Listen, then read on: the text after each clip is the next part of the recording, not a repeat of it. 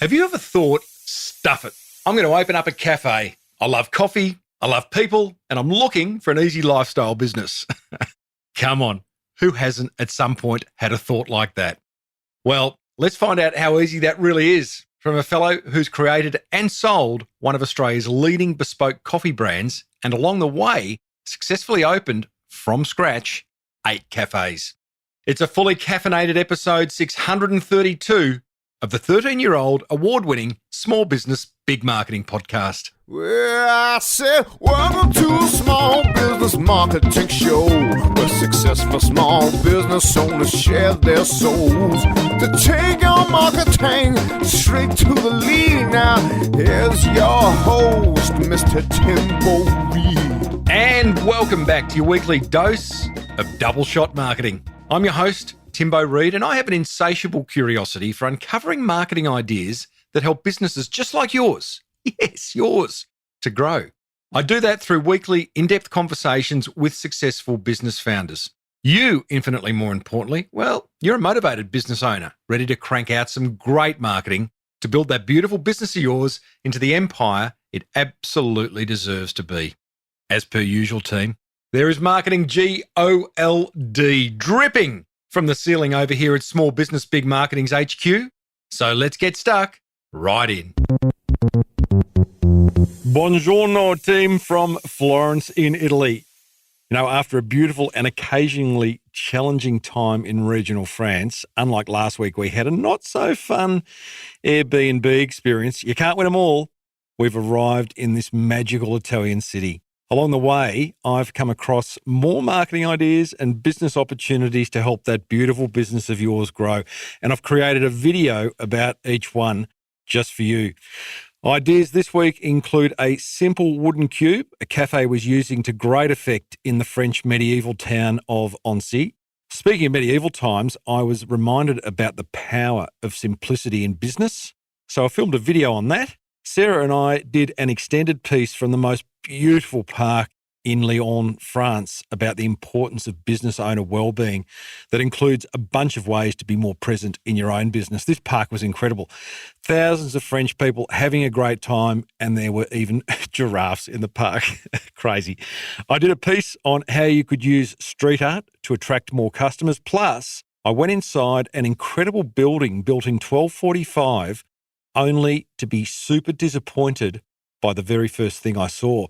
So on went my marketing hat and I filmed a piece all about the importance of stage managing the first thing your customers see in your business. I'm uploading these videos every second day to my small business owner membership over at patreon.com/marketing podcast, where membership starts from a tax-deductible $8.50 a month. You can access all these marketing ideas in the Silver Rama tier, which starts at a tax-deductible $49 a month, and there is no lock-in contract. So you could spend your $49, get all the ideas, and cancel. But I don't think you will, because there's plenty more gold in there, including productivity tool reviews, I should say, some behind-the-scenes action. Plus, I do an Ask Me Anything webinar once a month, which you'll get a seat on. There's 24 marketing ideas in there already, including 10 from my travels, starting from my time in the Middle East a couple of weeks ago. So plenty of gold in there. I'm also dropping a few travel pics into the Small Business Big Marketing Facebook tribe on Facebook, if marketing ideas don't float your boat. But I'm guessing you do.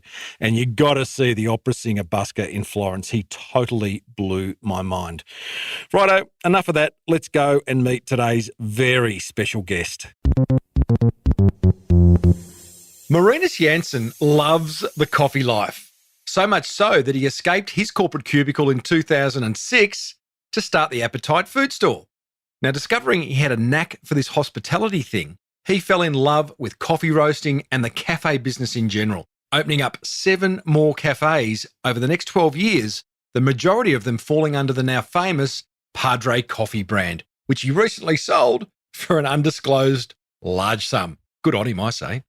At the time of sale, Padre had 3 cafes and a roastery in Melbourne, Australia's coffee capital, and a roastery and cafe in Noosa, Australia's leading holiday destination. At his peak, he employed 65 staff, had 250 wholesale customers accounting for 40% of his $14 million annual revenue. So pour yourself a long black and sit back as Marinus takes us through the steps required to successfully open and run a cafe in 2023 and beyond.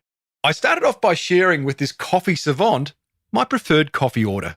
My coffee order is a nice and hot, extra weak, grande frappuccino and rice milk with a splash of butterscotch flavouring. Right. What's yours? Mine, in the traditional cafe setting, it's a flat white. Not very exotic? No, not at all. Not at all. Mine's actually a long black with a side of a splash of cold milk. Right. Well, you know, like, but it's gone mad, hasn't it? Do you think it's gone mad in terms of what people are ordering these days? I think it has up here. Yeah. I think anywhere. Yeah. Look, there's a lot of alternative milks which you've made for, you call them milk, they're nut juice. Nut juice. Or seed extract. And that's kind of, I think, just because of the move from dairy. Dairy's got a pretty bad name. Yeah. But it's still, it's still the predominant. We've never ever gone into the syrups side of coffee. Well done. Yeah, well, because there's no need to with good coffee. Yeah. And I think too, around a lot of that extra sweetening or disguising of flavour, you're sort of heading down the question of the quality of your coffee. Yes. So. Yeah. Now, we're not here to talk about coffee preferences, although it's quite interesting to hear yours. We are here to talk about how to set up a cafe in 2023. Before we do that, let me read this list to you very brief, very quickly. Cookbook Kitchen, Appetite Food Store, the Brunswick East Project, Padre South Melbourne, the League of Honours Coffee, Padre Queenwick Market, Royal Arcade, Padre Noosa, Padre Collingwood. You're about to go to Sydney to set up Padre Sydney. Now, I know you've got some runs on the board prior to getting into the coffee world, but how does that list make you feel? Tired. Not the answer I was looking for, but Look, it's quite nostalgic because each project is its own, it has its own formation, its life, and then it sort of works through. But the irony is every time you build one, you get to the end and you look back at it and think, I should have done something different. Right. Should have, could have, would have. Should have, could have, would have, yeah. And sort of symptomatic of that is Brunswick East has been renovated, I think, 9 times in 15 years. So, and we still have issues with noise pollution. We have issues with some of the seating configurations. We had a little bit of input from a guy in timber, and we took his advice, which was patently wrong. So we've got wrong type table timber, just some of those things, and so you... Okay, so you are exhausted by it, but hey, you've sold and you're moving on to bigger and better things. What do you love about what you call the coffee life? What is the coffee life and what do you love about it? That's a good question. Probably a really good way to illustrate that is we did a trivia night down at the surf club last year. One of the... actually, Jono did a really good... section. John O'Colgill from Powderfinger. Powderfinger, yep. He had a really good range of questions. His last one being, and I thought was quite funny, he said, what is your favourite Australian band? And you, leading question. Correct answer, yeah. So he's being a bit silly.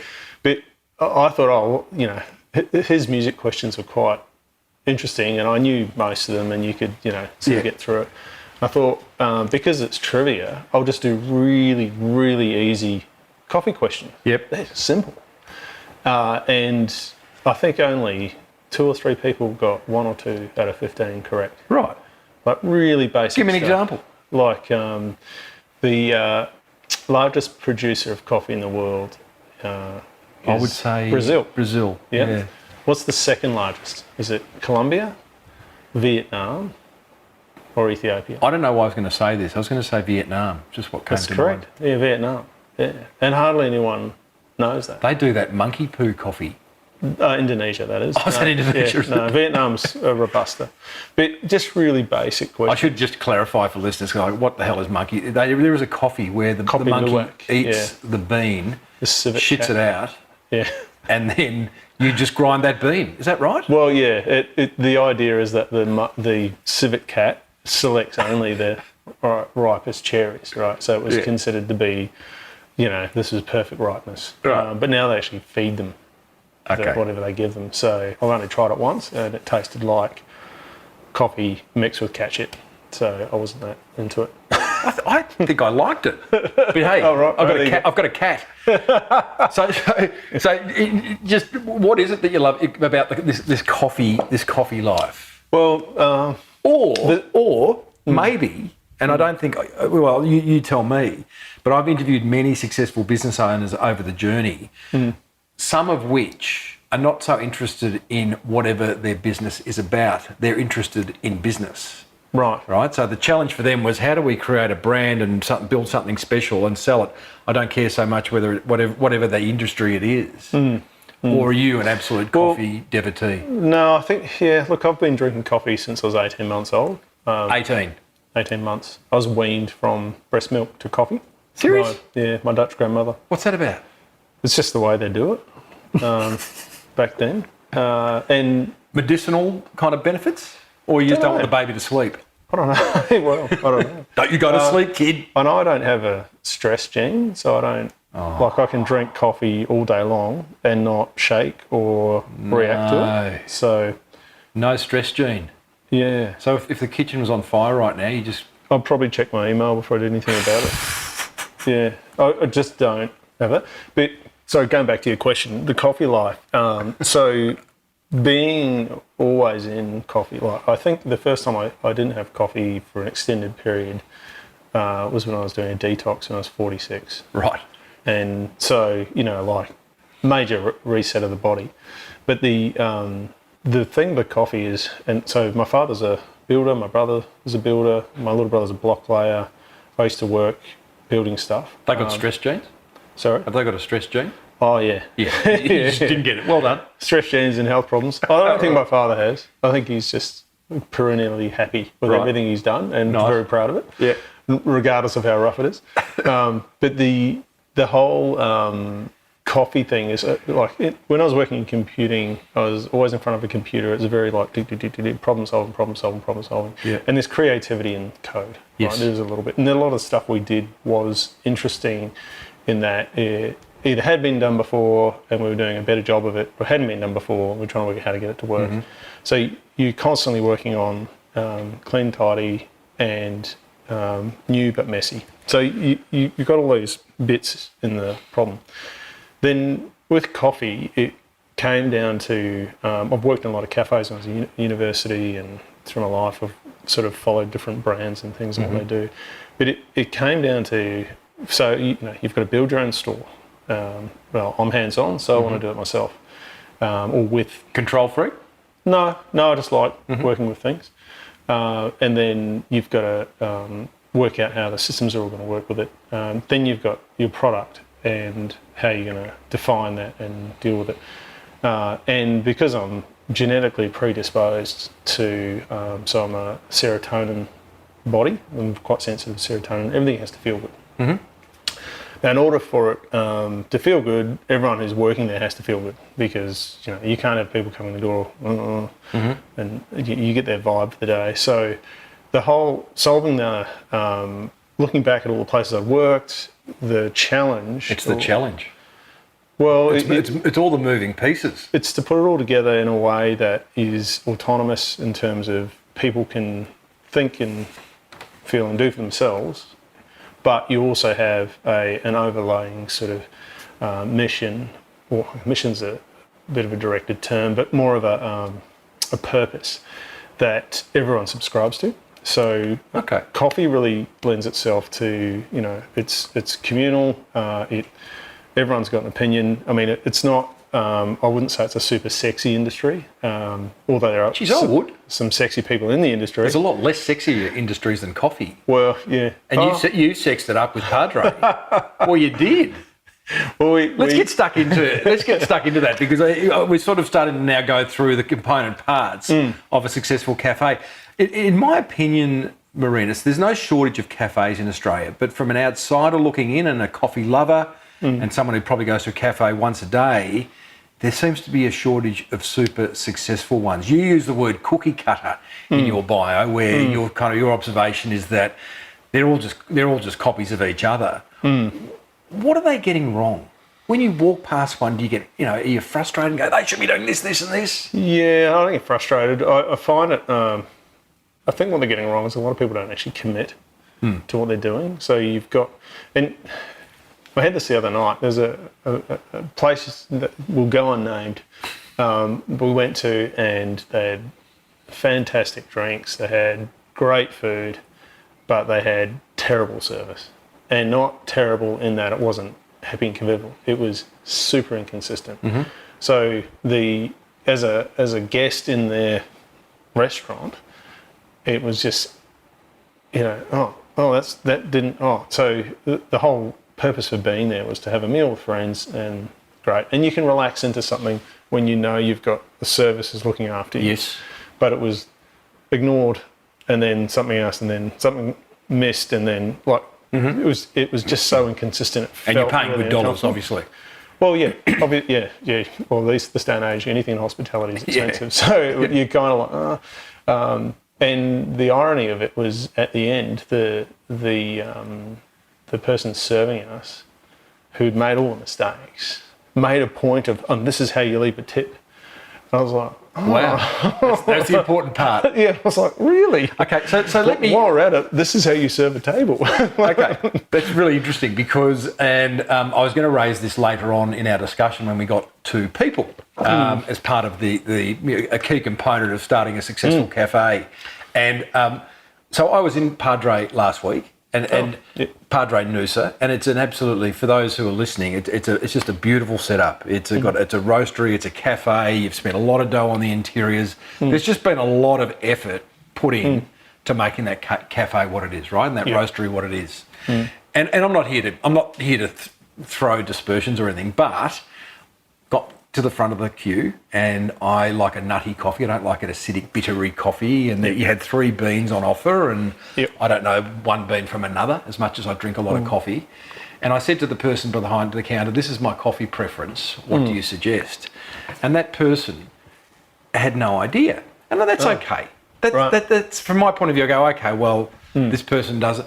My point is, it must be incredibly frustrating for a business owner to put so much effort into bringing a business to life like that, and then the last meter, it all falls to shit. Now, again, I don't. This is not a dispersion on Padre whatsoever, because I have had so many great experiences there. But it must be an incredible frustration where everything can just go out the window.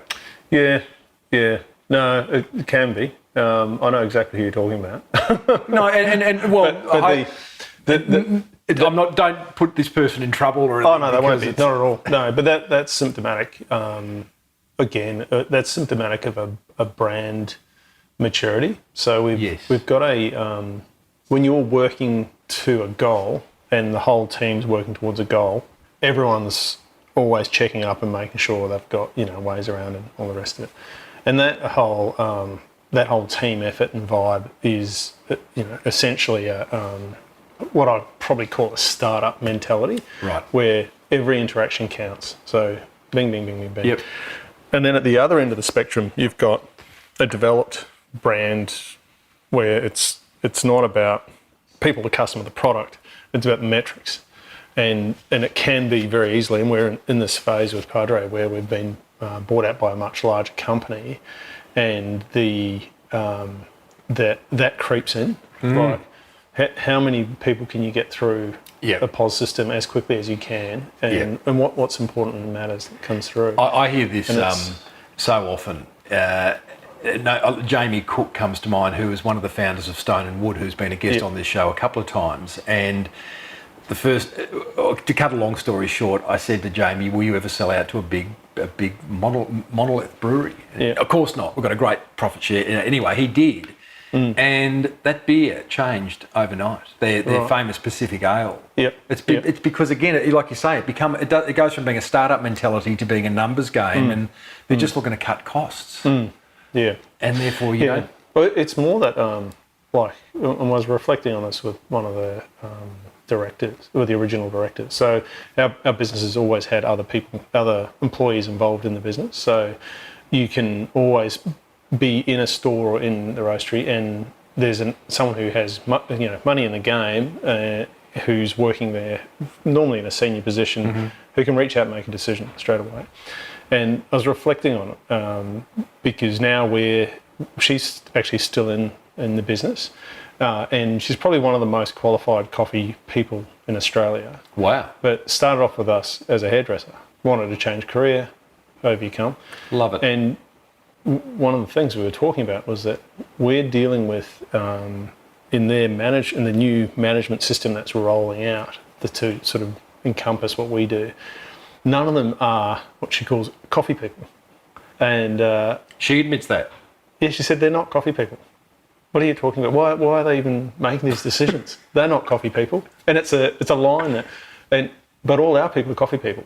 And so you say, well, what's a coffee person? Yeah. Well, it's someone who knows hospitality, knows how to make good coffee, probably can pour latte art, knows how to do filter coffee, has probably roasted at some point, can grade green, knows the difference between a single origin and a blend, understands, Fair bit there. the metrics of, but it's all stuff we just intrinsically know because our model of bringing in the startup mentality of people in is you bring them in for a number of reasons.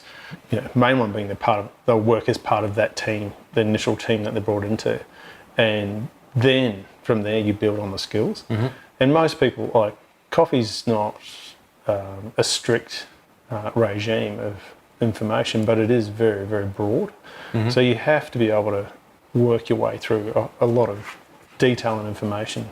Where's the money in owning a cafe, Marinus? Is it in the coffee, the food, the catering, on-site events, wholesaling your produce? No, I'd say it's in consistent turnover.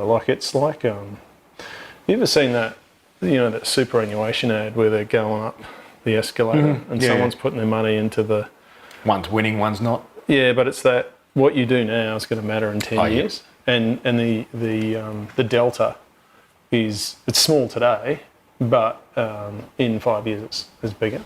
So it used to be, the money in cafes used to be, and Melbourne's a very interesting platform for cafes because you've got a very big Lebanese community, you've got the second largest Greek city in the world, and you've got a very, very large Italian community. So coffee roasting came to Melbourne through the Italian community. I'd say the Greek and the Lebanese were probably running the hospitality side of food in Melbourne for many, many years. And they've got very, interesting, probably more immigrant sort of style. So in that platform, you've got this sort of lots of smaller businesses that, and we call them mum and dad cafes, where it's sort of a family business. The kids work there. Everyone's got the thing going on. And it's quite family oriented, and then they sell it, but not at a price level that's going to attract any interest in the market. It's more they're handing it on to someone else, so you don't have to go and borrow a lot of money. And they make a good living out of it, whether it's all revealed to the government or not. And I'd say traditionally probably not back then. And that's slowly changing because Melbourne's there's a few larger food groups, and you'll see this now in Sydney as well, like the Marinus. Just circling back to the question around where's the money? Where is the so we've sort of into the consistent turnover. Yeah, and so there's the two types, right? So you've either got the mum and dad low end of the level where the money is actually probably because they're not paying 100% tax or ding, and that's a good sort of cash business. And there's a lot, like Sunshine Coast isn't immune to that. There are some, you see some pretty interesting business tactics in that respect. But then you've also got this, and I'd say newer. It's a fairly new concept in, I'd say, 5 to sort of 7 years, where people run a business above board, do all the everything, and it's very difficult. Like if you, to the letter of the law, fair work. If anyone can understand any of that, you've already got a degree. Okay. And people running hospitality businesses don't generally have super high education, blanket. It's not common.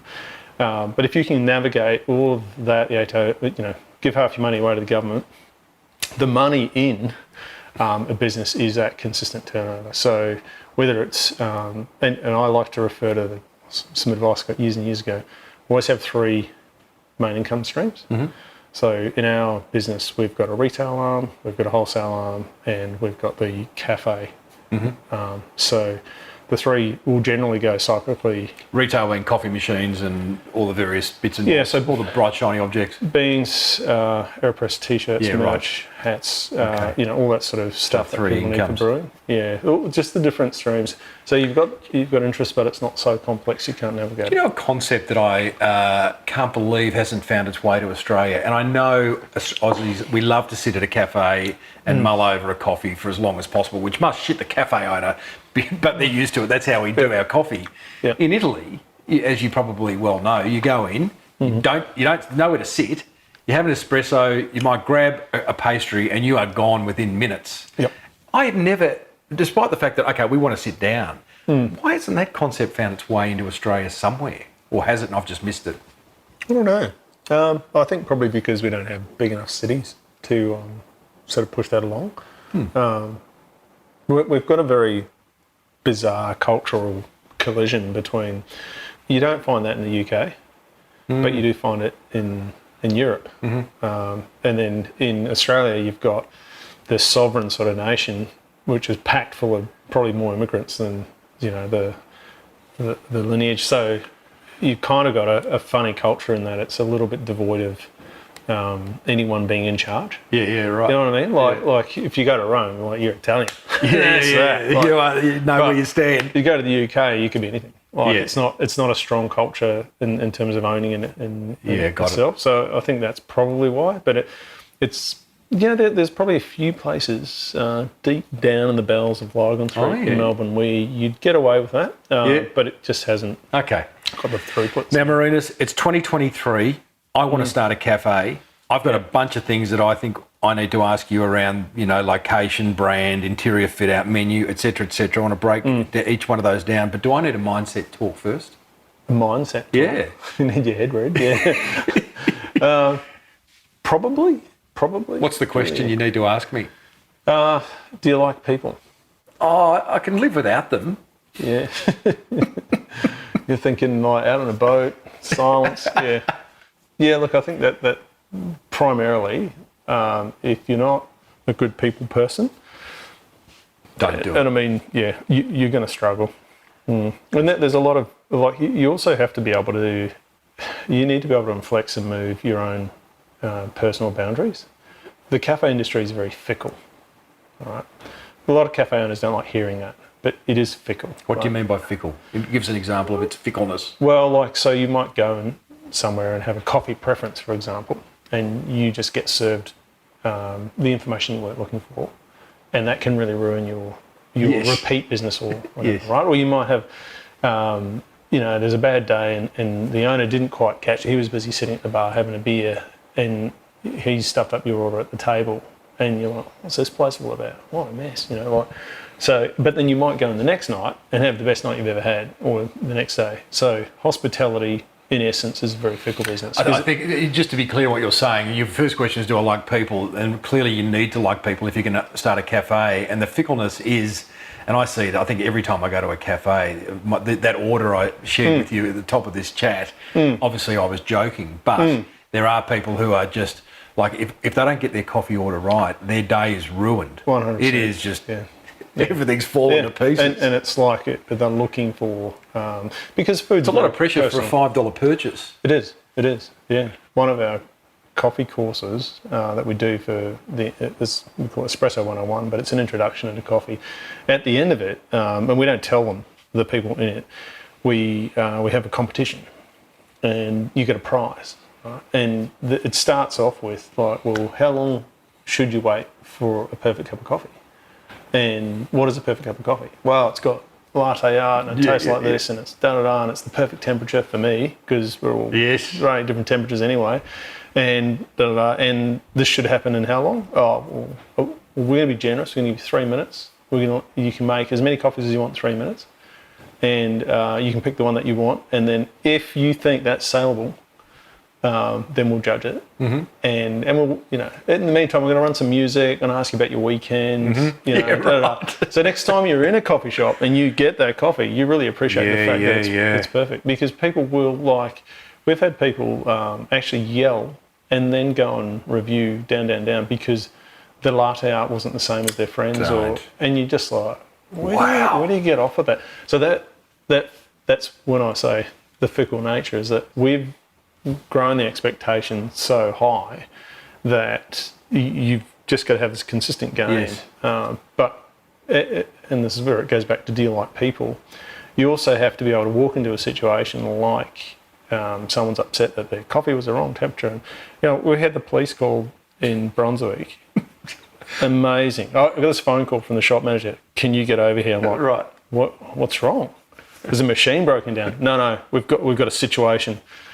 Okay. And one of the roasters with me, 6.5 feet tall, tats up his arms, and I'm like, Luke, let's go. So we're running over to the shop and we walk in and it's just silence. And there's this guy just standing there and the manager sort of nods this guy up. Said, how you going? And he's good. And then he just starts yelling at me. And where's this guy? And I was like, dude, you need to calm down, but you probably also need to step outside so we can have a proper conversation about this. And anyway, by the time we got him out the door, he got about 20 metres before the police tackled him. And the funny thing was, like, the police that came, they know us because they come to a debrief every morning, the response team. And they pulled up jokingly and said, what happened? Did you make his coffee wrong? And I went, yeah, yes, that's exactly what happened. Like, his coffee wasn't exactly what he wanted. Wow. There was I don't know what he was on, or I don't know any drugs or anything, but just the situation. He was a hipster. He was a Brunswick Street hipster. He was a 45-year-old man with personality issues, I think. But the point being, like, that actually, he got arrested for his reaction to the mistake we made on his coffee, which was I've never ever unusual. looked at a cafe through those eyes of fickleness. And now that I've noticed it, but I've never labelled it. And I've probably been part of that problem at some point. I hope I haven't. But that's massive. Like that. I'm glad I asked for a mindset chat before I even asked where I should open this cafe, because, it's probably the biggest part. All this other stuff that we're going to go through, this rational stuff. Yeah. Probably is fairly simple, but if I went to a cafe in Noosa Junction the other day, Marinus. I'm not going to name it. Husband and wife, clearly employing 2 young girls from around the area. They were miserable.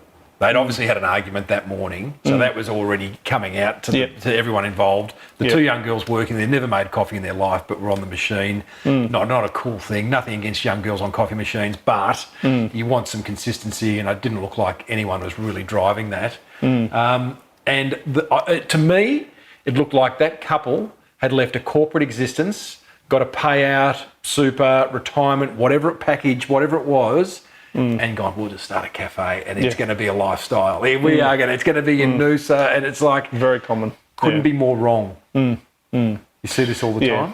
Yeah, you see it all the time. Which goes back to do you like people? Because you need to be able to pivot between... And this is the other part. You need to be able to not be so invested in making the business about you. It's got to be about... The customer, yeah. It's got to be about your staff and the environment as well. So you're not so wedded to the idea. Like, a lot of people say to me, like, would you do Padre again? I'm like, yeah, but I wouldn't call it Padre. Oh, why not? I said, because it's not an English... Like, there's a whole lot of things I don't like about that brand. Right. That, and as strong and endearing as it is for so many people, it's not the be-all and end-all of, and there are so many great ideas along the way that we've come up with. We've got some pretty cool stuff. We've got some pretty cool products. We've got some really cool locations. But we're not wedded to it being consistently that forever. You've sold it, mate. You don't own it. Yeah, not anymore, But the changing and the morphing of that has to continually be, I wouldn't say relevant, because I don't like that word, but it's got to remain, vibrant and moving. Just to finish the mindset discussion, because it's clearly very important. Simon Sinek, the great consumer behaviourist, talks about being very clear on why you do what you do. The why, the golden circles. Yeah. The golden circles, yes. Yeah. And I think it's a great concept, and I've used it many times, both with myself and coaching clients. Is it an important question for someone thinking of starting a cafe? Oh, yeah. Yeah, absolutely. Do you have a why? In terms of Padre? Did you? I mean, back then it was probably not even a concept that you thought about, but... Yeah, no, it was actually. Very early on.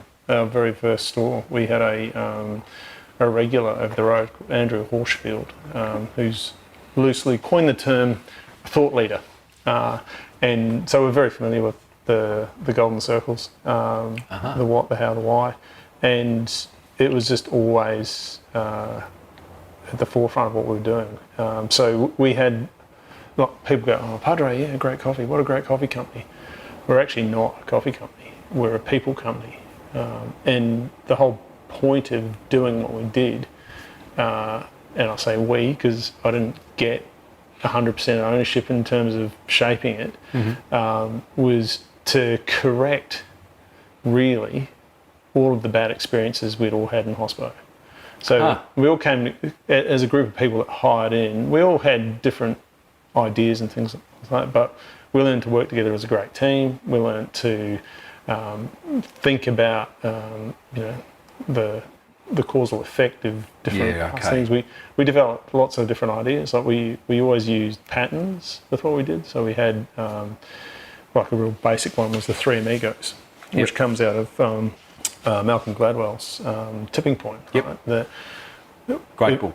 More than three people, you can't make a decision. So we always broke our big decisions down into the three people that were relevant to that, rather than, hey, what is it like? And it's very symptomatic, and I see it every day.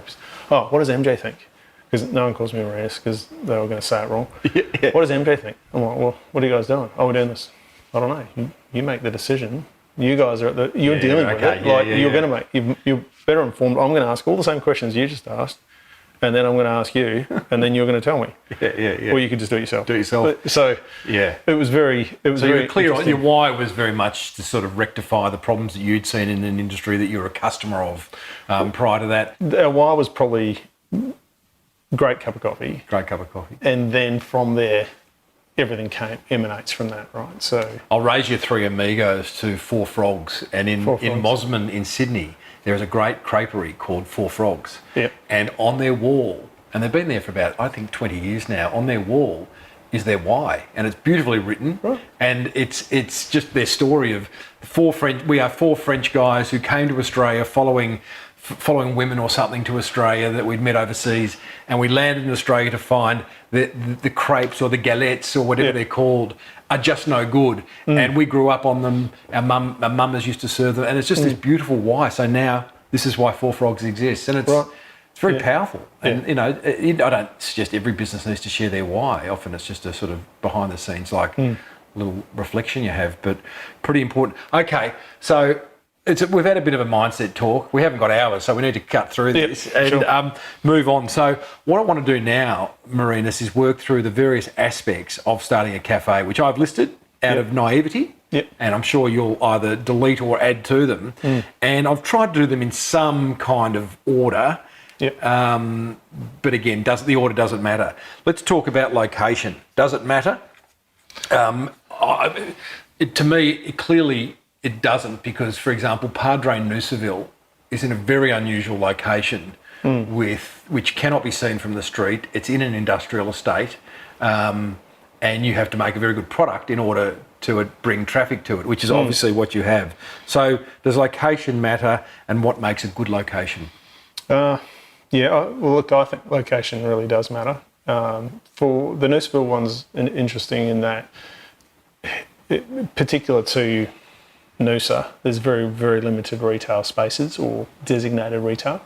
So that isn't a retail store. It has an illegal, but legal under the Sustainability Act and the Planning Act, retail front, but it's wholly and solely related to the malls. So that gets around that.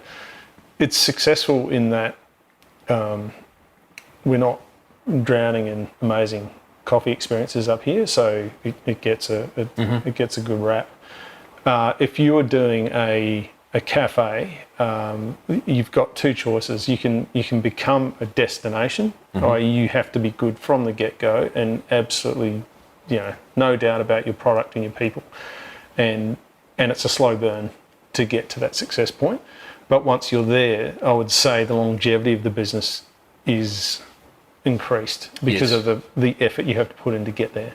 The the alternative is to have an amazing location, but the problem with that is you're instantly busy and you take it for granted. So And you take it for granted. Yeah. And you've got a big rent bill.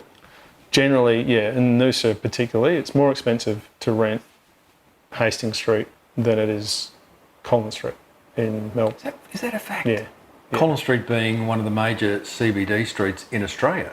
Yeah, that's all the... Even what you said, I mean, rentals have gone up. I mean, I think about 10 years ago on this podcast, I had a fellow, Sam Keck. He started Common Folk Coffee down in Mornington. Yep. And I remember asking him, because back then it was very unusual. He's well and truly, he's in an old tile factory in an industrial estate between a crash repair and a bloody something else. Yep. And I remember him saying, and he just said, I can't afford the high street rent. So he, to your point, worked super, super, super hard at making it a destination that people from Melbourne would drive down to for a cup of coffee. So, so location does matter, but that doesn't mean high street location. Yeah, so if you look at places like our first store in Brunswick East, there was one guy making, and we were really lucky because George Columbaris decided to open Hellenic Republic. Oh, nice. And it took 6 months to fit out, and they had 30 people working there. So twice a day, perfect. They'd come down and buy 30 to 40 coffees, and that was our rush, right? And then slowly the neighbourhood cottoned on to what we had, and then they all really got into our coffee, and that is our biggest retail format of all our stores. Yeah, and right. And we were talking about it today because we do a weekly stock adjustment, and we've just moved some of the work to Noosa. And the person entering said, "This is unbelievable how much coffee these guys sell." Considering their location, it's still unbelievable how much coffee they sell. But then we bought South Melbourne Market, which we bought off of one of our wholesale customers who's going out of business. I've listened to a podcast where he said he was doing the complete opposite, but he also became general manager of one of our competitors down the track. But it was its location, but it was a terrible business. Like it just had it was a bunch of young guys from, let's say, private school background. They're all Indian, but born in Australia, more Australian than you'll ever come across. But South Melbourne Market in those days was a bunch of butchers, bunch of fishmongers, and the Australian culture. It's like, the way he always described it is, it's like being at a grown-up high school. So they got a lot of stick. Like, I remember one of the butchers saying, "Oh, so good, that they've left because they're always making curry."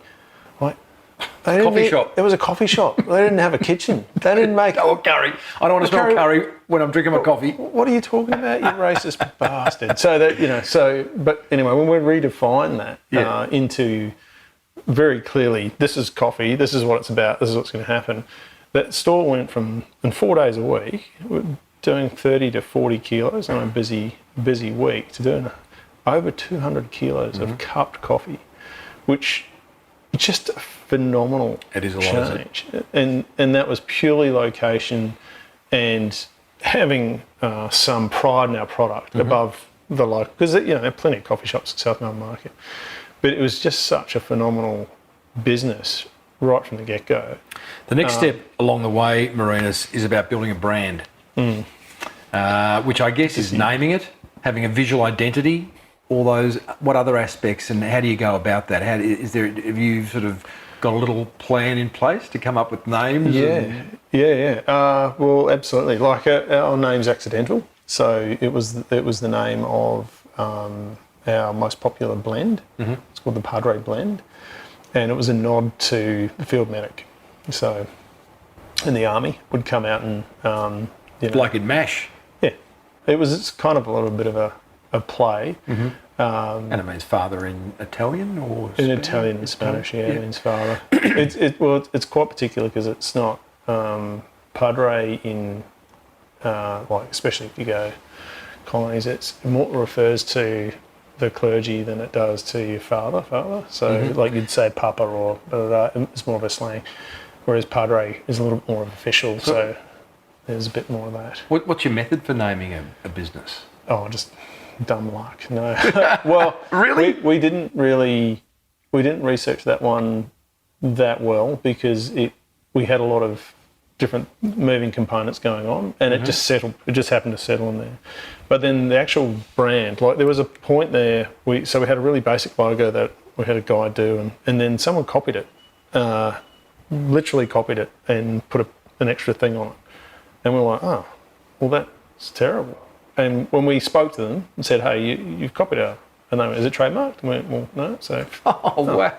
So then we had to do another one. So then we got just pure luck with another one, and it said Padre Coffee made in Brunswick. And Brunswick was the predominant word. So everyone thought we were called Made in Brunswick. So we really had a real mess of stuff. And then Brand confusion early on. Yeah. And then we went to Langdon and Lorraine, who, if you Google, they do some pretty big jobs. But the husband-wife team, they were familiar with our initial store. They were familiar with our product. They were fans, and they were just said, "Look, we can make we can bring this to life. We can make it an actual cohesive brand." So, because at that point we hadn't really done wholesale. We'd done a little bit here. We're dabbling. We didn't really, and we didn't.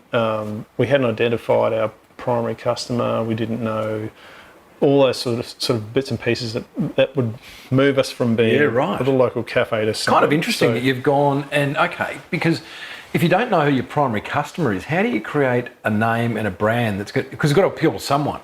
Sort of a fundamental part of any marketing brief is, who's this for? Yeah, well, it just wasn't on the list. It was like, well, we're just doing this thing over here. And so as someone, if I am wanting to start a cafe in 2023, how important is this aspect of naming? I've had a naming expert on the show.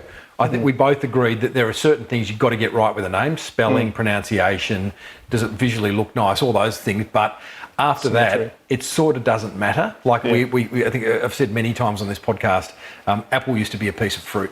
Yeah. Now it's the biggest company in the world. Well, yeah. And so it's what you put into a name that counts. A, do you agree with that? And B, you talked about consistency. Is that a really important part? I mean, I walk into a Padre and there's just beautiful consistency. Everything is on brand, Yeah, it is now. I think we learnt from it being, when we did League of Honest Coffee, we had a version of Padre at South Melbourne. We had a version in Brunswick. We had League of Honest Coffee, which was supposed to be a tearaway brand. And then we had Queen Vic Market, and they were all different. And there wasn't a consistent message or thing. We were just sort of playing with it. So when we brought it together with Landon and Lorraine, it sort of started with the brand, and then it went, okay, what are we going to do with wholesale? Oh, well, that's really interesting because wholesale's a hard bastard of an industry to be in, and it really takes the fun out of coffee. So we wanted to try and keep that still fun and happy for us, and that's been a really interesting journey. But that meant we had to seek out companies and formats and processes that were above the status quo. So there's some really good industry-leading coffee companies that we dealt with as suppliers, where we took the way they did things and went, well, we want to do it like that as well. And that doesn't suit everyone, but we just had to stick to that sort of thing. And then basically removed myself from the business for a year. I came up to Noosa and I finished Roast IQ as a software and a relaunch. And then we decided that we would do Padre and Noosa. And Padre and Noosa was all about taking all the ideas we'd had for ages, putting it into one, and creating what we called a cohesive retail platform. So we didn't have stuff going on at South Melbourne that doesn't happen in Brunswick. Yeah, right. So we actually went back to Melbourne and rebuilt all the stores to that specification. And it was a really big change in our business. So everything became consistent across.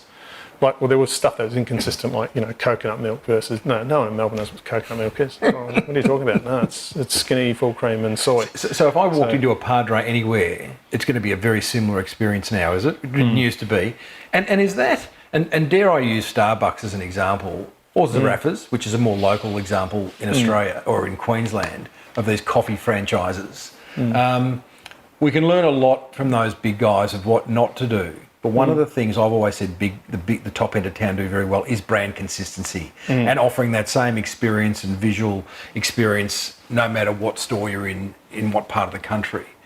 That's a big learning, I would have thought, for even a one cafe business, which is consistency. It seems to develop trust and familiarity. It's interesting because you get things like we've got a customer in Tasmania who, Elric, fantastic operator, great guy. I think he's got 3 cafes down there now.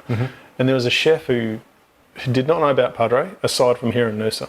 And he got a job with a hotel chain, and one of the hotels is in Tasmania. And he went to Tasmania, he's working at this hotel, and he's walked around the corner and gone, Padre, brilliant. He's become a regular there, loves it. And then he said to the owner, like, I can't believe you found this coffee from Noosa, like, of all the places down here. And he went, what are you talking about? Yeah. It's from Melbourne. He goes, no, it's not. I've been to the roastery in Noosa, completely unaware that we're already an established brand in Melbourne. And I think the consistent approach that we have is that everyone thinks that their shop is the local that started it. Yeah, right. And that goes back to your people buying into... That's not a bad thing. No. Well, great. No. And so there's nuances within a framework. So we've got some visually appealing motifs that we use throughout the stores. The new one in Sydney will carry some of that, but not other pieces. So as we're starting to mature that retail side of it, there's bits that have got to go that just don't work, and there's bits that we actually have to do more. Yeah, right.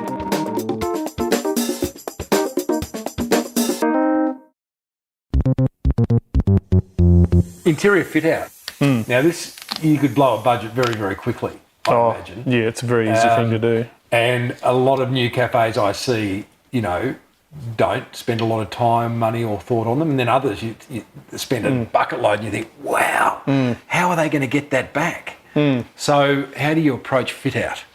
Well, I used to approach it from being hands-on. We saved a lot of money in architects, project management, all that sort of stuff. And we still do that today.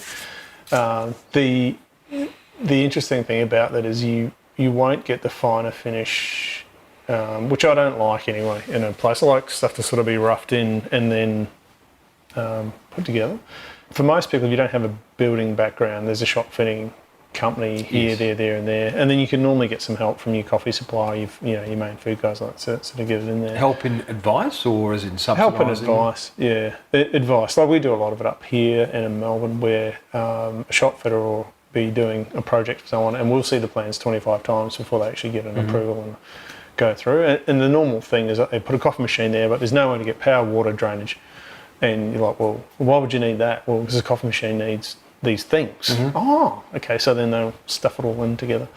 But from a fit out perspective, I think it's really, really important to consider the customer and why they're there. So like coffee's generally, and this is a mistake I think Starbucks make, is that it's super comfortable. So you go to Starbucks and you sit on a chair and you get your Wi-Fi, and people just have this expectation that you've got to have the Wi-Fi for the customers. Yeah. Well, everyone's got a phone and data, right. So no.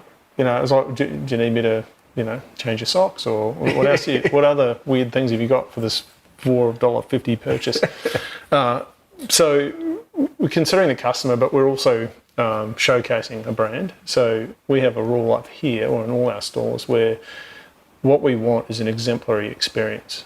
So if a wholesale customer or a general, any customer, a regular comes in, they get looked after.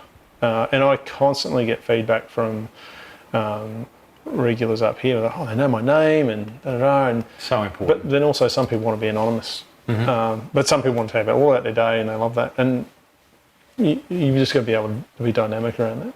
But the actual fit out itself, the way we do it, I wouldn't say it's controversial. Right. Is we go to a white room. You start with a white room.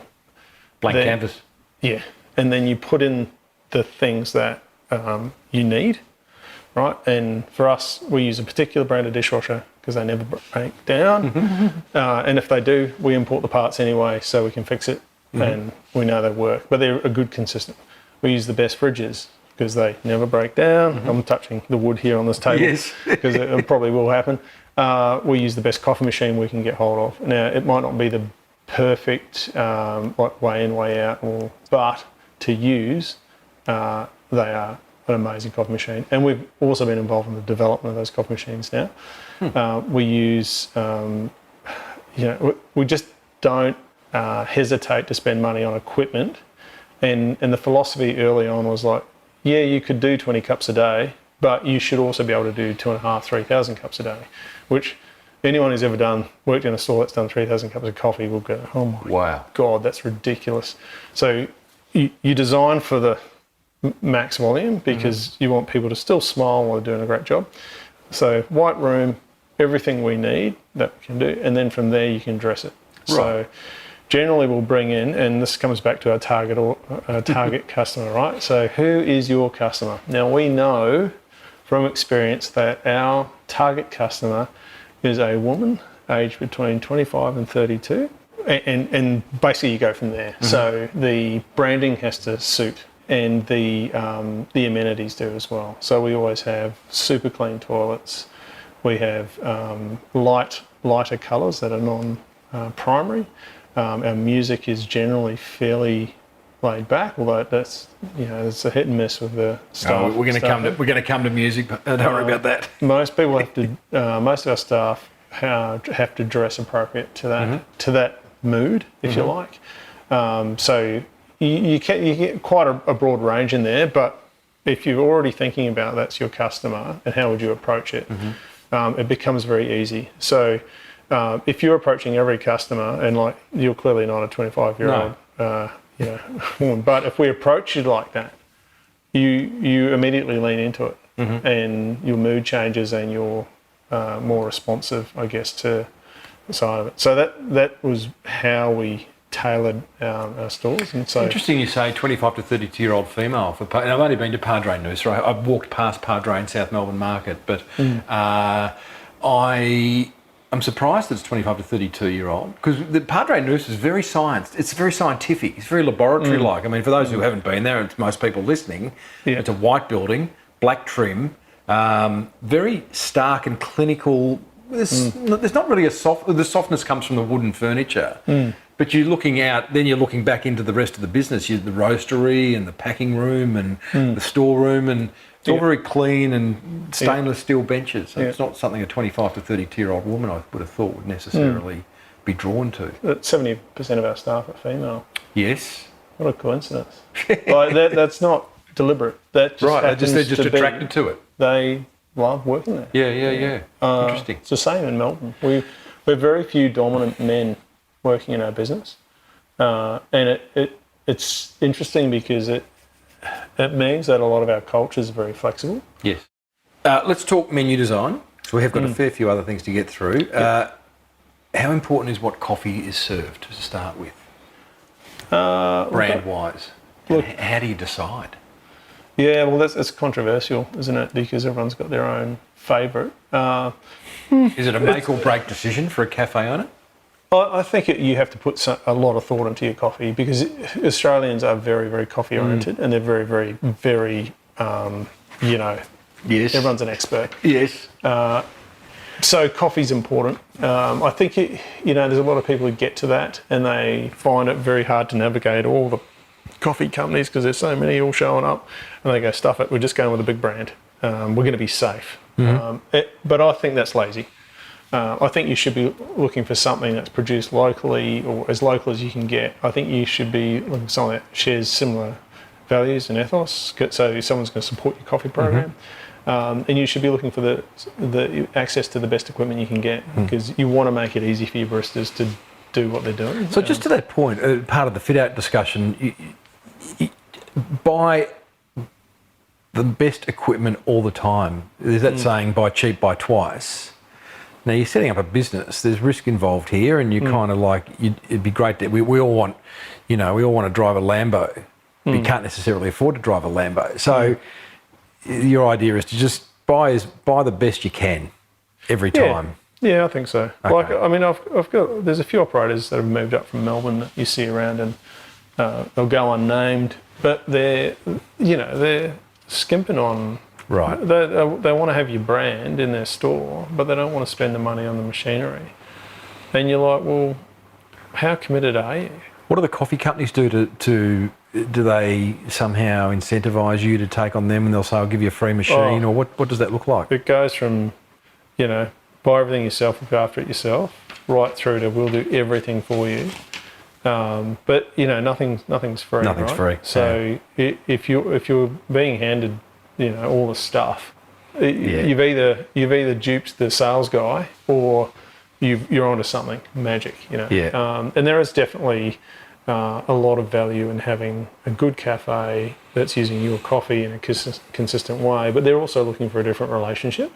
So like when we moved the business across to the group it's in with 7MCR, or 7MCC I should say, there were long-term customers who dropped out the next day because I was no longer the owner.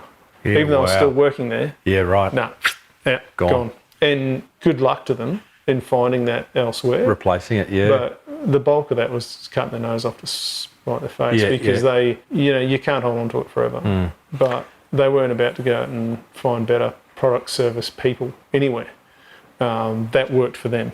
And a lot of them, because you do check in on them, they're just struggling now with their coffee program. And it's like, well, interesting. What was the just on the menu? So choosing the bean is important.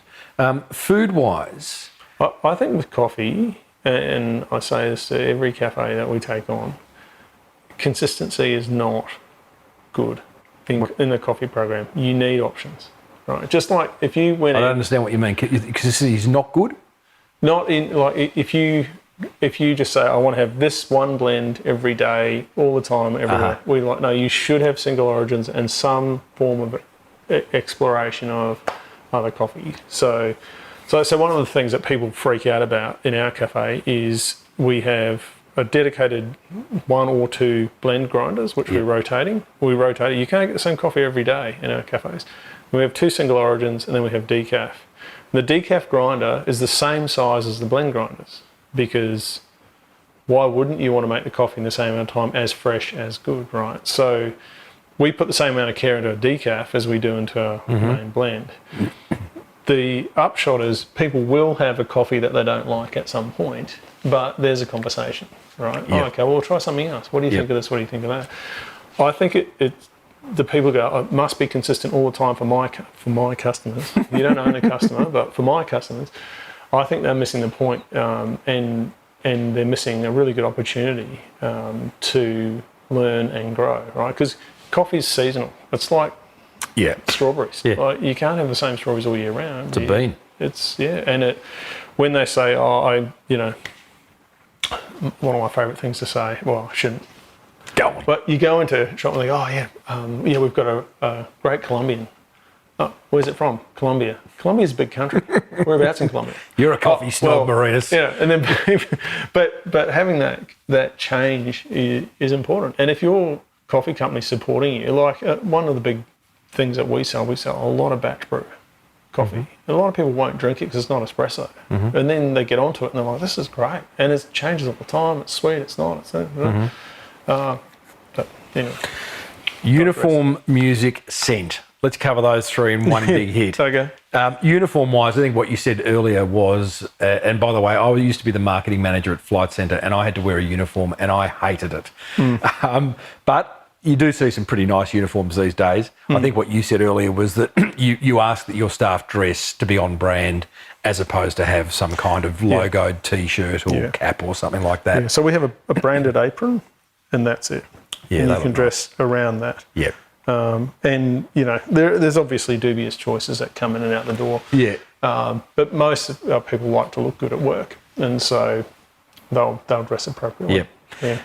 Music, you touched on that before. I know you're singing, excuse the pun, from the same songbook as I am. It does my head in. Again, it's that last meter. And I will name a name.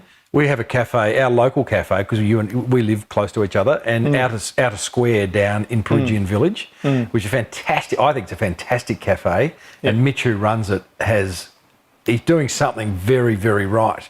Except his music does my head in. Yeah. And the staff, I'm sure they're all young girls and they're fantastic. He attracts and retains great talent. But I'm sure they're playing music to make their day go quicker, as opposed to making our experience better, the customer. An absolute constant battle that, and every time I go into a store, I'm like, who put this on? What were you? Oh, well, you know, and people have such bizarre taste in music, but the music is about the person sitting there. Yes. And if you're reading a book or it can ruin a conversation. I've left many a cafe. Yeah. It's just a constant battle. So it's pretty easily solved. You either say, hey, listen, we have a playlist. It's a 16-hour playlist on Spotify. Just hit play when you come in. Or there are organisations that actually curate. There are playlists. You can get them curated, and we've tried that. We've found that to be a little bit like shit in the face before you keep this. But so now what we do is we run Sonos in all of our stores, and we have favourites. So you've got up to 40 favourites, and then there's some things that somehow you just don't want to hear that song ever again in your life. No. The customer loves it, but you don't ever want to hear it again, and somehow it gets onto like 20 of those playlists. So you're just constantly changing it.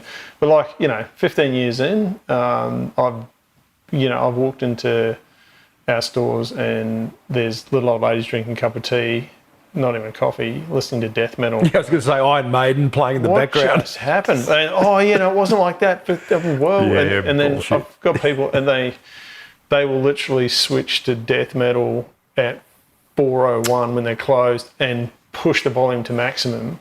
Yeah. And you can't even talk to them because it's so loud. But those people tend to come and go. I think, music's personal, but it's just hard motivating people to have. Of the five senses, scent, smell is one that doesn't get much consideration in business, full stop. It's probably irrelevant for a cafe because you automatically have the beautiful scent of ground coffee. Have you thought about introducing a scent beyond that, or is that just stupidity? No, look, I think with coffee we're pretty lucky. I'm a big fan of the garlic pizza sort of smell that you get when you're in restaurants. But it is a big deal. I know there's, I can smell, uncleaned mice, Right. I'm a super taster, so I have to be with coffee. I can as well. So it's a big deal for me, and I can't. Like if I walk into a cafe and I'm like, this place hasn't been clean for 3 months. I can't. It is a big deal, but it shouldn't be hard. And I think if you can't nail it, then probably not going to nail much else. No, that's right. Yeah. So let's talk about the big elephant in the room, Marinus, which is people. Every business owner I've ever spoken to, what's your number one problem? It's people. Attracting and retaining great people. And we are in a very unusual part of, or the world's in a very unusual position at the moment, and you walk down any street and there's sandwich boards saying staff wanted. We just haven't seen this before, and we live in a tourist town, and it's even more acute up here because rents are going up and it's hard to get good people. Having said that, and going back to Outer Square, our local cafe, Mitch, the manager, he just attracts and holds great people. I could name numerous other businesses, a handful up in Noosa, that attract and retain great people. And then you've got this whole majority of companies complaining we can't. So is there a secret to attracting and retaining great people, even in these pandemic times? We don't have any problems at all. And there's this massive shortage, and I've spoken to, places like Tourism Noosa. They lost all their staff when the pandemic started because of their age group demographic and that sort of stuff. We had staff leave, but didn't leave us in the lurch, but we had staff leave because they couldn't find anywhere to rent in Noosa. We have staff that drive from miles away. No, look, in our business, we were part of a pioneering sort of program with genetics. So we run a... With Gen X? Genetics. Genetics. Yeah, so we do an epigenetic program. So all of our staff are able to access an epigenetic health program. So... what is that? And we have trainers on the staff. So So you can go out into the world and knock around and try and find what's best for your body, or you can actually just get a genetic measure. And this is like Ayurvedic. The Indians have part of it, part of it, but it's based on your sensitivity to particular hormones in your body type. So we know we can take a whole lot of measures off your body and basically define the best environment for you, and then we can also tell you which tasks you'll enjoy, which you won't, what you find best time of the day to eat, best time to sleep, best time to exercise, all those sorts of things. So we've been doing that for since about 2019, and there's two parts to that. There's the personal health, which is and one of my favourite sayings: you can lead a horse to water, but they're really hard to drown. But that's personal health in a nutshell. Right. Here's a whole lot of things that are going to be good for you. Not a chance you're going to do any of it, and that's fine. And if you want, you can access it. It's right there. On staff, we have qualified coaches who can manage that, and we also have external coaches you can go to if you don't want someone too close to you. And we manage and pay that for that program. Can I just ask, the epigenetics? Epigenetic. Is this, so we're talking about attracting and retaining great people. Do you put them through this in the job interview, or once they get the job, it is offered to them? The second part of that, so there's the personal health, is how the different health types interact. Right, so we've got a broad range of around about 6 health types, and we know that, for example, one of my staff in Noosa is a very vasopressin sensitive, which means all about detail and bookwork and and loves and gets a lot out of finishing lists and ticking stuff off. And her job is basically doing that, and she loves it. Right? And then we've got people we've had in front of house who need to be over here doing something small, and people back of house who over here want to be around people. And we've gone, well, it's pretty obvious from this program that these people, if we swap them around, they're going to be so much happier. We swapped them around, said, what do we think? Boom, great. So we actually build our teams loosely based, and it's not because everyone's different, there's no marker, loosely based on the tasks and things that will appeal to you in an epigenetic fashion. And is it a blood test or a DNA? So it's you like I know, like if you hold your hands up like this, right? Yeah. So looking at your left hand, you hold that up. You can see that your second finger in. Is. Yeah, I'm looking at it from there. Marinus is reading my hand at the moment. My finger here is a lot longer than here. Yes. Which means I've got a lot more testosterone than the average. You've got a little bit more. I've got more than you. Well, no, yours, see, I've got a shorter finger. Oh, man, it's the difference. Crazy stuff.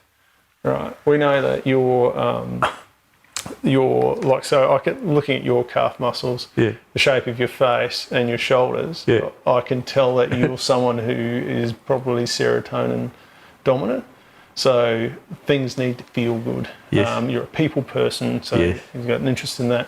You also thrive in nature, and you like to do things that involve rumination. Also know that your diet, for example, should be around about 75% vegetarian. Really? You should do a really big fast in October. It'd be useful for you. Wow. Can I get you as my coach? Well, yeah. You probably could sign up. But the idea being that, like, when you're putting together a team that's going to work, we know some health types work better in certain situations than others. And so we try and it goes right down to the interview. So this is that doesn't explain attracting great people, although if you get staff, if you've already got staff and then they're telling their friends, hey, listen, you're not going to believe this, but geez, this business looks after me. They even do epigenetic testing on me and it's amazing. But if I'm just starting a cafe now, that's not going to sell. I'm imagining brands going to attract great people. But what I just wanted to say, 2 things about that testing. It sounds Big Brother-ish, and I say that not in a negative way, but it freaks me out a little bit to hear. But it also makes me think it's genius. It's absolutely genius. And why don't more businesses go through, like we've had Myers-Briggs forever and a day. There's a new one out called Sparketype, which was created by a fellow called Jonathan Field from the Good Life Project. It's a great podcast. And these are just personality testings, and it makes it just makes sense. And big businesses do it all the time. Oh, 100%.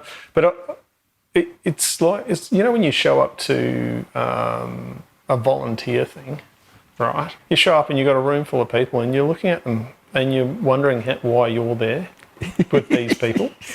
That's the same as a job interview. Like, Yes. People walk in and they've got all their defences up and they're thinking, and then, like if you walk into head office at Padre, you get an introduction to everyone. Like, and everyone's, secure and happy. Well, let's say 99% of them are. Most of them are doing the job they like. So immediately, if you're interviewing someone in that role and they're not cool with that, they're probably not cool with that thing. So, but being brave enough to say, look, we know that no one wants to drive 2 hours to work each day. We know that some people, and so working through, look, we've got a sales role, and you've applied for it, but you're clearly not of a body type that is going to enjoy this. And we've seen this quite recently. We had a succession of 2 salespeople that, according to their epigenetic profile, the most painful thing they could be doing is selling. And they were both terrible at it. and to the point of, it was affecting their health. Padre's a big business. It can afford this kind of testing, and I don't know what it costs, but from a both time and financial point of view, cafe business is fairly transient by nature because there's a lot of casual staff. The person listening to this going, well, why would I invest in that? Well, we don't. Yeah, so you don't have to do it. Like, it's not. No, it seems like a bloody good idea, though. It's working for you. But if you're a cafe owner and you want to pick your way through a bunch of resumes and people, because you might have someone show up, and this is I love using this example. Right? One of our biggest customers, right, when they came in and said, we want to use a coffee, if you had a list of this is a perfect customer and this isn't, they weren't. Right, and you had to tick the box. They were absolutely everything that you did not want in a customer. Right. And they turned out for 15 years almost to be one of our best. So how do you reconcile that? Precisely, right. And it came down to, it felt like the right thing to do at the time, right? And it's the same with hiring staff. When you look someone in the eye immediately whether they're going to be good or not. But how do you tell? Right, and this is the biggest problem I had is I've hired and fired in multiple industries across years and years and years, but I've got a shop manager who I'm nurturing through managing, and if I say, hey, this is why this person, blah, blah, blah, they go, yeah, but that's just Marinus. Now, it turns out that the system we use, PH360, is just a very good vernacular and set of rules, and I wouldn't say rules because they're not very rule-based, but terminology that we can all share that I agree with 100%. I like it. It's incredible how accurate it is that someone else came up with. So therefore, it is law. And for people, I'm going to learn about this. Oh, yeah, that makes sense. Off they go. Now, because it intrinsically makes sense to people, then they can. An interviewee comes in, they look them in the eye and go, right. And the number one problem I've had with hiring second-hand is you walk into the cafe and go, how's it all go? Why is that guy here? And they're like, because, but I really reckon, and I think he could, and he might be, and you're like, okay, so when you fire him, because you will, and I'm not being mean if it's you're just using your intuition. I can already see the problems. You mentioned Malcolm Gladwell's book earlier, Blink. And that's another example where, that's all about intuition. You just know within the blink of an eye whether something's right or wrong, honest, dishonest, whatever. And then overlaying epigenetic testing, and you've got a pretty good formula for finding good people. I'm going to move on. I just want to quickly talk about promotion. As a new cafe, advertising, social media, community engagement, a website. And is any of this important? Look, good branding is cool. It's good, but your staff are your number one ad. Yeah. So and word of mouth. If people go and have a good experience, or they, like you got 2 schools of thought. You've got your, Chinatown that there's this one place that makes the best of, like we always talk about Bang Bang in Northcote, right? They make the best fur, hands down, anywhere in Australia. Probably they're from, I think they're Vietnamese, that you'll ever get. And no one there speaks English. And you go in and, at the supermarket. No social media, no website, no ads in the local paper, no members of Chamber of Commerce. It's just right. But their product, great product. You just cannot reproduce it. It's insane. And it's cheap and and they do great trade. Or, right, you're in because coffee's everywhere. You've got a product that's great, but for most people, it also needs to have environment, staff, cool vibe, all that sort of stuff. So that comes down to word of mouth, and I think word of mouth is pretty strong. The one thing I don't subscribe to or agree with or think is Google reviews. People get so upset. Oh, so and so. Like there's a classic one in Perugian, which if you ever want a 40-minute laugh about, you read the Google reviews about this guy. And what, the cafe down in Perugian? Yeah. I know the one you're talking about. Yeah, I'm talking about. But like, it was a barista common thing was, oh mate, have you read the reviews on this guy? And it's just ripping. Did it make any difference at all to his business? No. I'm not sure about, but people, I think I know who you're talking about. Is it a 3-word name? Yeah. So we're talking about the same cafe. I disagree that I don't go there. I will never, ever, ever go there. In fact, I met with a mate a few months ago. He said, I'll meet you at that cafe. And I said, okay, but I won't be ordering anything. I said, I know you love it. Yeah. I refuse. I don't need rudeness in my life. Yeah. So I would argue strongly that I haven't never looked at the Google. You've had that experience. Yes. But like I know. Google review-wise, I'd find it entertaining and it would leave a question mark over whether I'm going to have a good experience, but I'd probably still go there and try for myself. Exactly. And that's the thing we commonly get is people fretting over a bad review and, oh my goodness, blah, blah, and I just don't give it the time of day. And the irony of that is that it's just like Facebook. No one cares. No one cares. Right? So if you're confident with your product and what you're doing, and I'm not saying we should be rude to customers at all to get these things, but if you're confident about what you're doing a great job. It is just going to get out there to the audience that you need. Yes. Yeah. Is the customer always right, Marinus? No. Sometimes the customer's in the wrong place and they're after the product you don't have. So... Or experience. What can you do? Yeah. Or they're deliberately... we've had... a really interesting one was a guy came in and he bought coffee for his office. And he got it ground and off he went. And then someone in his office said, oh, this coffee. Oh. And he didn't say anything to them. He just came back and said, I want my money back. I was like, we've just ground all of this for you. We can't, do you want us, is it something wrong with the grind? Or so he didn't know what we were talking about or any of that sort of stuff. And lost it, absolutely, completely lost it. It was rude to everyone. Oh, I want my money. Anyway. So I get a phone call, this guy wants his money back. I said, okay, look, well, I'll have to come back and do a thing. And ended up, couldn't deal with it. His wife had to deal with it because he was too out of place. And then I said, look, out of just pity for how you've behaved and for who you must be in the life you lead, I'm going to give you your money You said back. that? Yeah. But I'm going to make it really hard. You're going to have to drive up here, bring your card, hours. And how much are we talking? Oh, it was like $80 or something. Okay, and that's your prerogative, and I think it sounds like you're right. But Tony Shea, the late Tony Shea, who started Zappos, which is the online shoe company out of Vegas, wrote a book called Delivering Happiness. And one of the things that he does is he gives every one of his staff in a customer service role, I think a budget of it might be $300. Don't call me wanting a decision. If you can satisfy a customer with under $300, if it means buying them a bunch of flowers, if it means refunding, why don't you just give your staff permission to manage an $80 problem? Well, they do generally. This one, it ended up, so the wife eventually came in and I did a refund for her and she said, oh, he's just such a... Right. She bought coffees. He was sitting in the car and he really loved our coffee. And I said, well, why don't you try these? And I gave her 3 different coffees. So just out of interest, I'm sure one of these is, Yeah. but there's a much nicer way to do it. Yes.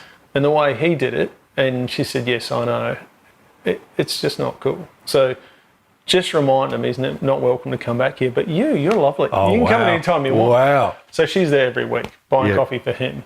But and that's a good example. The customer's not always right. Well, they can be, but you know, Yeah. you have to accept that people are human, working, and as soon as I think you Fickle. go past that, yeah, and then that's why, I don't know, like you've got to make your call on those battles. Marinus, we've covered a lot of ground, mate. You've got a plane to catch. I'm sure I haven't ticked every box that I need to tick in order to start a cafe in 2023. Is there a big box that I've missed? We haven't talked about back end. We haven't talked about finances, bookkeeping, all that kind of stuff. That's boring. I know it's important, but is there a super big box that I've missed, and in missing it, I'll fail? No, I think the biggest one that most people miss is a business plan. Really? Yeah. They're boring. They are exceptionally boring, and Does it need to be longer than a page? no, page will work, but you've just got to ask yourself all the dumb questions. And I think it's really important to be honest, do it, and then look at it and go, oh, it's not going to work, but I still want to do it. Great, go and do Okay. it. Or you look at it and go, it's not going to work, and that's not going to work for me, so I'm out. But if you know up front you're taking a risk, you're going to be more set. And I just think a lot of people go, oh, I'll just sit around drinking lattes all day, and it forces you to consider all the things you don't want to do. And obviously there's the upside of, but I think it's really important that you actually just sit down and go through a day to day and a week to week and a month to month and just have a think about it, because it's not for everyone. Certainly not. And especially if you've got a precious personality, or, you can't take a beating from a disappointing start. Well, if you don't have the stress gene, you are made to start cafes. You were born into Turns it. out, You were born into it. Is the life of a barista, is the role of a barista coming to an end through AI and technology, and you've got all this Nespresso stuff, or are we always going to have a need for that human contact? That's like McDonald's. Does that mean that fine dining or not quite fine dining is finished? No, it's not. What did you Same with McDonald's pizza. and fine dining in one word, in one sentence? Well, McDonald's is artificial food, right, and normal food's beer. But that's what I mean. Like I don't think it's like there are people out there who love 7-Eleven coffee, right? Yes. Now, I'm fairly intimate. I have very intimate knowledge of the coffee that goes in those machines, and the company I work for supplies all of those machines, but not the coffee. Right. And sometimes it is really good coffee, but most of the time it's not. So, is it ever going to be, a 7-Eleven coffee is going to be better than a barista? Well, no. Every now and then. Yeah, maybe. Love it, a blue mate. moon. Hey, where can people find you if they want to sort of, see what you're up to? Padre obviously is not the place to direct people. Is there a do you have a personal website? So I've got or a company called Burt Street. Burt? Burt. B-E-R-T? B-U-R-T. B-U-R-T Street? Street. .com? .com.au. Yep. That's sort of the company that does all the things. So we've got all sorts of different projects under that. Padre was one of them. That's where you're Great, mate. Listen, thank you for sharing and taking us inside starting a cafe and inside the Padre empire. It's fascinating. No yeah. Thank you. Good to chat. Well, there you go, team. Coffee savant and Padre Coffee founder, Marinus Jansen. 2 interesting facts about Marinus that we didn't discuss on air. Number 1, he has no stress gene, making him a super chill guy to chat with. Oh, to not have a stress gene. And 2, the famous breath teacher Wim Hof recently rented a home from him. There you go. 2 interesting facts. If something in that chat caught your attention, then we'd all love to know about it. Give the hotline a buzz on 0480 015 150 and let us all know. I'll play it in an upcoming episode, so be sure to leave your business name for a bit of gratuitous self-promotion. Righto, it's time for you to take action on what you've learned today, because ideas remain exactly that. without action. If you'd like to support the work I do for small business and want even more of me, then check out my exclusive business owner membership over at patreon.com/marketing podcast. Membership starts from a tax-deductible $8.50. So it's pretty cheap, and I think you'll enjoy what's inside. That's patreon.com/marketing podcast. Got some great guests coming up for you. Fleetwood Mac's manager from 1981 to 1997 joins us to talk about the business of music and a whole lot more. That interview alone goes for about an hour and 40 minutes. It was just wonderful. I have a deep dive with the world #1 surfer Lane Beachley about business owner wellbeing. That's a super important episode in my book. Plus, we meet a woman who's just written her 35th cookbook, and that's just the start. If you enjoyed today's episode, please hit the subscribe button on your favourite podcast app because you'll find 631 more chats with successful business founders. A big thanks to editor Alex Amster for stitching the marketing gold together, and to our in-house muso, Lockie Dolly, for the music bed. Most importantly, a really, really, really big thanks to you for giving me your time. I respect that deeply. Thank you. May your marketing be the absolute best marketing. Bye for now.